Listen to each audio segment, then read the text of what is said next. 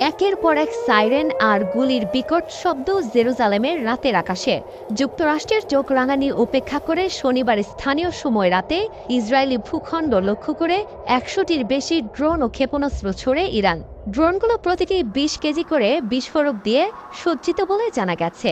এই অপারেশনের নাম দেয়া হয়েছে অপারেশন ট্রু প্রমিস। ড্রোনের পাশাপাশি ইরান ক্রুজ ক্ষেপণাস্ত্র ছুড়েছে বলে জানিয়েছে ইসরায়েলি একাধিক গণমাধ্যম।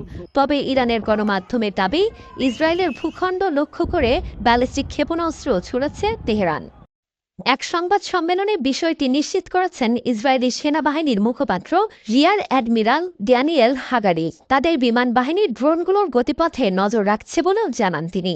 ড্যানিয়েল বলেন, যত দ্রুত সম্ভব ড্রোনগুলো প্রতিহত করার চেষ্টা করা হবে, তবে ইসরায়েলের আকাশসীমার বাইরে বেশিরভাগ ড্রোনকে ভূপাতিত করার পরিকল্পনা তাদের। এক্ষেত্রে যুক্তরাষ্ট্র ও আরও কয়েকটি দেশ সহযোগিতা করবে বলেও জানানো হয়।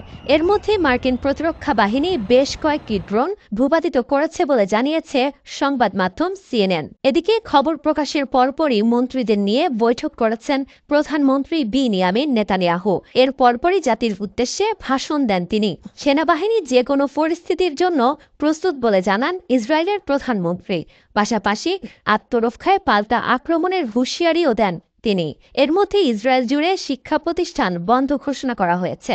অন্যদিকে মার্কিন প্রেসিডেন্ট জো বাইডেন নির্ধারিত সফরসূচি বাতিল করেছেন। তার কর্মকর্তারা ইসরায়েলি কর্মকর্তাদের সঙ্গে যোগাযোগ রাখছেন বলে জানিয়েছে হোয়াইট হাউস। এছাড়া যে কোনো পরিস্থিতিতে যুক্তরাষ্ট্র ইসরায়েলের পাশে রয়েছে বলে জানিয়েছেন বাইডেন। এদিকে রাইসি প্রশাসনের এই হামলার নিন্দা জানিয়েছেন ব্রিটিশ প্রধানমন্ত্রী ঋষি সুনাক।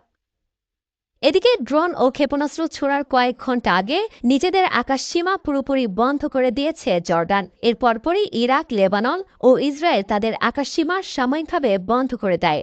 এছাড়া যুক্তরাজ্য, আরব আমিরাত থেকে ইসরায়েলগামী দুটি বিমান এবং থাইল্যান্ড থেকে ইসরায়েলের দিকে আসা আরও দুটি বিমান ঘুরিয়ে দেওয়া হয়েছে।